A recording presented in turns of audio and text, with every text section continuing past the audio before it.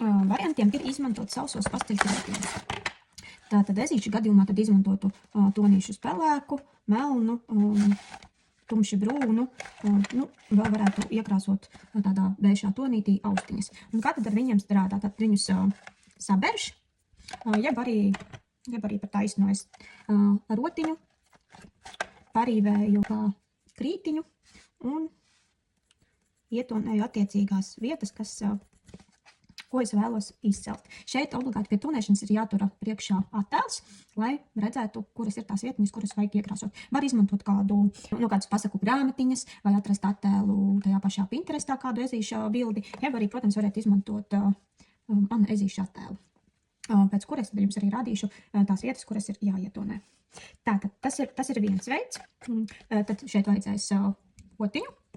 Es esmu nopirkusi šādu otiņu kancelēs preču veikalā, tā ir ar dabīgiem sariņiem un pašu mazāko, kāda ir bijusi pieejama, un esmu nogriezusi ar šķērītēm gandrīz līdz pašam galam, stingra, un ļoti labi varu pārnest krāsu tieši tajā vietā, kur man ir nepieciešams.